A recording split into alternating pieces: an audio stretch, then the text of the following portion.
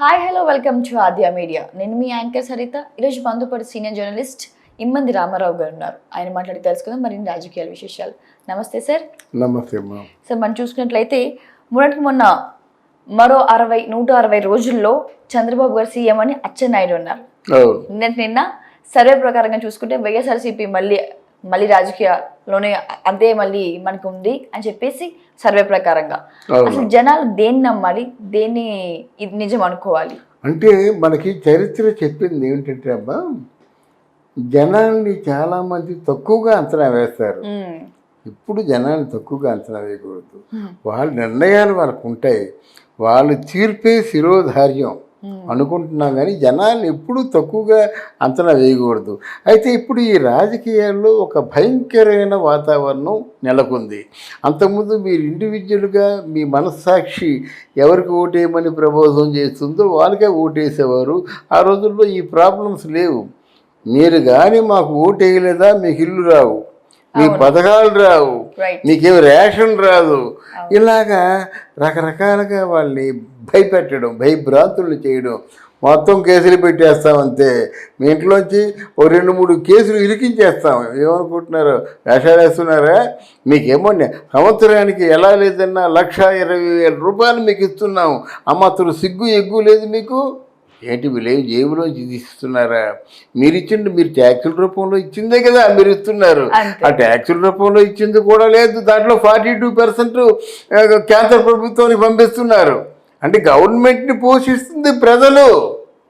ఈ ఆలోచన ఎందుకు ఆలోచించరు? గవర్నమెంట్ ఎక్కడి నుంచి ఇస్తారమ్మా జీతాలు? ఏంటి మా మామూలుగా వీళ్ళ జాగిరిదారా? ఇల్లు ఆస్తులు రాజరిక వ్యవస్థలో ఏంటంటే ఒకవేళ ఇబ్బందులు కలిగినా బాధలు కలిగినా ఏం చేసేవాళ్ళంటే వాళ్ళు సంపదలు అమ్మేసేవారు. ఫర్ ఎగ్జాంపుల్ విజయనగరం మహారాజు గజపతులు ఉన్నారనుకోండి, కొన్ని వేల ఎకరాలు ఇక్కడ అన్నవరం దగ్గర నుంచి రాజాం వరకు వాళ్ళదే. కొన్ని 100 కిలోమీటర్లు స్థలం అంతా వాళ్ళదన్నమాట. నిధులు ఉన్నాయి, నిక్షేపాలు ఉన్నాయి. వీళ్ళందరికీ దాన ధర్మాలు చేసి ఇంకేదైనా కావాలంటే అంటే ఆ సంపద గోల్డ్ డైమండ్స్ ఇంకేదో అమ్మేసి ఆ ప్రజల తాలూకు ఆ ఈతి బాధల నుంచి రక్షించేవారు. వారికి అనే అర్హత ఉంటుంది, వాళ్ళు కొట్టే అర్హత ఉంటుంది, పెట్టే అర్హత ఉంటుంది. కానీ ఇదేంటిది, నీ డబ్బులు నీకు ఇవ్వడానికి అంటే వైఎస్ఆర్ పథకం అంటావు, లేకపోతే ఇంకెవరో పథకం అంటావు. వైఎస్ఆర్ ఎవరయ్యా? అదే జగనవయ్యా నువ్వు. మరి మీ నాన్నే పథకాలు పెట్టాడు, మీ నాన్న ఎందుకు పేరు వైఎస్ఆర్ని పెట్టలేదు? ఆయన ఎందుకు ప్రతి ఒక్కటి ఇందిరమ్మ కుటుంబం పాటు విశ్వాసం గల కుక్కలాగా నడుచుకున్నాడు ఆయన. అందుకే గొప్ప నాయకుడు అయ్యాడు. విశ్వాసం గల కుక్కలాగమాట. అరే ఈ చేతితో బిస్కెట్ తినేసి ఆ మండని గరిచేస్తే అది ఊరకుక్క అవుతుందన్నమాట. ఒక్కసారి ఒక బిస్కెట్ పరిస్థితి జీవితాంతో ఊపుకుంటూ మనతో ప్రేమగా చూస్తుంది, అది విశ్వాసం. అలాంటిది ఇక్కడ ఏంటంటే పెద్ద బాధ ఏంటంటే వీళ్ళు ఏదో వాళ్ళు ఇచ్చేస్తున్నారు, వాళ్ళు జాగీర్దారు ఇచ్చేస్తున్నారు, వాళ్ళు సంపద ఇచ్చేస్తున్నారు. జగన్మోహన్ రెడ్డి నువ్వు పుట్టినప్పుడు నీ ఆస్తులు ఎంత? 2004 ముందు నీ తాలూకు ఆస్తులు అంతా నీ డబ్బులు లేక కదా, మీ నాన్నగారు డబ్బులు లేక కదా. కేవీపీ రామచంద్రరావు ఒక 3 కోట్లు 4 కోట్లు ఇల్లు అమ్ముకునే పరిస్థితి వచ్చింది. వద్దయ్యా ఇల్లు అమ్మొద్దయ్యా, స్వచ్ఛలే నువ్వు ఏర్పాటు చేసుకో అని చెప్పారు కదా. మరి ఈరోజు నీకు ఎంత 8 కోట్లు? మైసూరు మహారాజుకేమో 20 ఎకరాలు లేదు ప్యాలెస్, మరి నీకు 33 ఎకరాలు. రూపాయలు 30 ఎకరాలు 40 ఎకరాలు ఉంది స్థలం. ఎక్కడి నుంచి తెచ్చావయ్యా? ఎక్కడి నుంచి సంపాదించవయ్యా? 157 కంపెనీలు లెక్క ఉన్నాయి, సాక్షి ఉంది, సాక్షి మీడియా ఉంది. ఇదంతా ఎక్కడి నుంచి వచ్చింది? ఆకాశం చూడు పడిందా? నీ మీద 13-14 కేసులు ఉన్నాయి. ఎక్కడి నుంచి వచ్చాయి? ఎందుకు నిరూపించుకోలేకపోతున్నావు నిజాయితీని? అంటే డబ్బుతో ఎన్నాళ్ళు కొంటావు నువ్వు?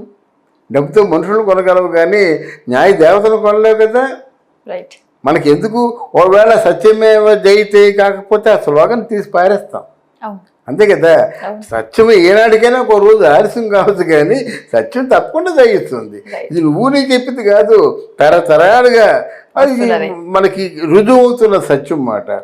ఇక్కడ ఏంటంటే ఈ కారణం చేత 6 మాసాల్లో చంద్రబాబు నాయుడు మళ్ళీ అధికారంలోకి వస్తాడు అని అనుకున్నారంటే కారణం ప్రజలు ఏం కోల్పోయారో తెలుసుకున్నారు, ప్రజలు ఏమి నష్టపోయారో తెలుసుకున్నారు. చంద్రబాబు నాయుడు పరిపాలనలో హైలైట్స్ ఏమిటో తెలుసుకున్నారు.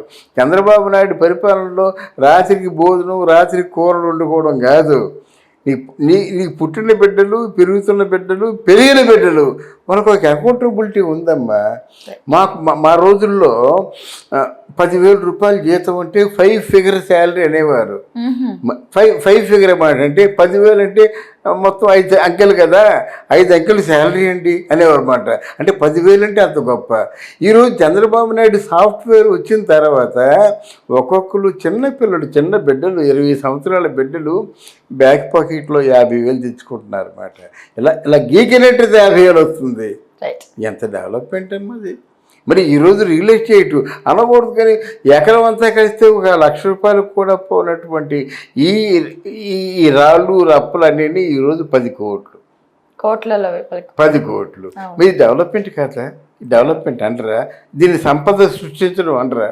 అంతేకాక నీకేం మామూలుగా 2,750 రూపాయలు ఇస్తాము, బతికేంటి? ఎలా బతికేస్తాడన్నమాట?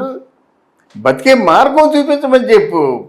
అలాగే బీటెక్ చదివినట్టు మేము 5,000 రూపాయలు ఇస్తాము, బతికేయండి, ఎలా బతికేస్తాడంటే 5,000 రూపాయలతోనే పిల్లలకి ఏం పెడతాడు, పిల్లలకి ఏం పెడతాడు, తల్లిదండ్రులు ఉంటే తల్లిదండ్రులకి ఏం పెడతాడు, ఈ మధ్యలో వైద్యం కావాలంటే వైద్యానికి ఏం పెడతాడు, పిల్లలు చదువులైతే చదువులకి ఏం పెడతాడు.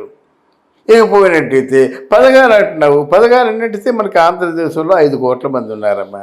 పథకానికి అర్హులు 2 కోట్ల మంది అనుకో. 2 కోట్ల మందికి ఇస్తే ఎన్ని వేల కోట్లు కావాలి? ఇది కేవలం జనాల్ని మాయ చేసి జంతర్ మంతర్ మాయాజాలమే కదా.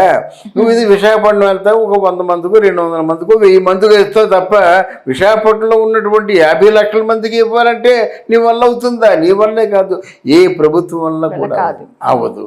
అది అందరికీ తెలుసు. ఎందుకు ఈ మాయ చేయడం అన్నమాట? మాయ చేయడం ఎందుకు? స్కిల్స్ డెవలప్మెంట్ అంటున్నారు. ఆ స్కిల్స్ డెవలప్మెంట్ ఇప్పుడు కాదమ్మా, సత్యానాదేళ్ళు వచ్చినప్పుడు చెప్పడమాట. మనకి మెన్ ఉన్నారు కానీ స్కిల్స్ డెవలప్మెంట్ లేదు, స్కిల్స్ లేవు వాళ్ళ అని చెప్తున్నారు అన్నమాట. దానికోసం ఎవరైనా ఇంట్రెస్ట్ చూపించారా? అదే చంద్రబాబు నాయుడు ఉంటే సాఫ్ట్వేర్లో ఎంత డెవలప్ చేసేవాడు. బిల్ గేట్స్ వచ్చి చంద్రబాబు నాయుడిని కలిసి 5 నిమిషాలు టైం ఇస్తాను, 45 నిమిషాలు ఎందుకు టైం ఇచ్చాడు? వస్తుండబట్టే కదా.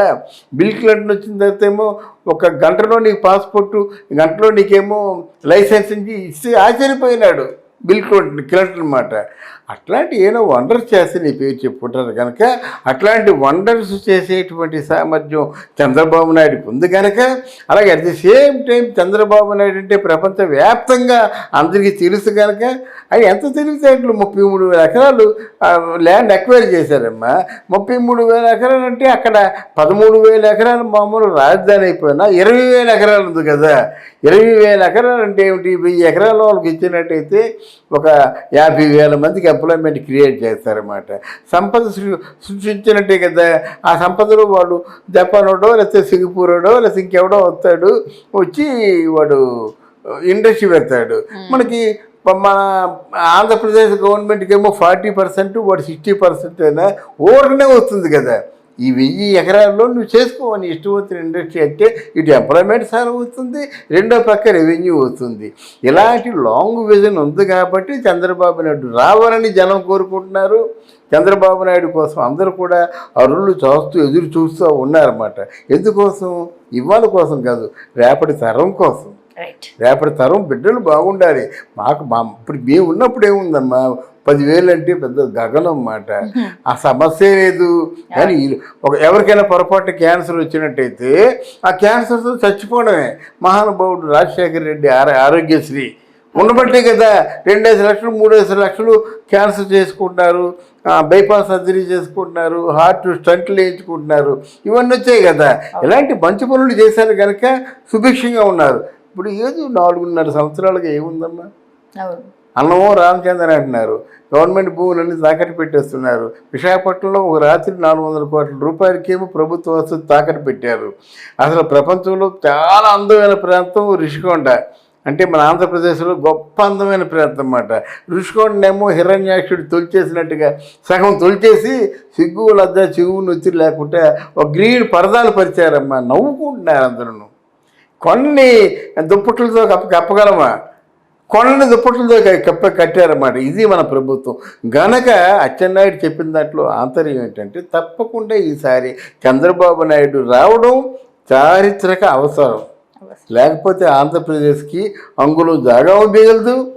ఒక పచ్చనోటు అంటే ఒక 500 రూపాయలు అంటే వాళ్ళు ఆశతో అలా ఎదురు చూసి చచ్చిపోయే రోజు వస్తుందన్నమాట. అంత దౌర్భాగ్యకర పరిస్థితుల్లో ఆంధ్రదేశం ఉంది కనుక అచ్చెన్నాయుడు మాట 100% నిజం కావాలని మనం కోరుకుందాం. Right. Thank you sir. Thank you so much. Thank you.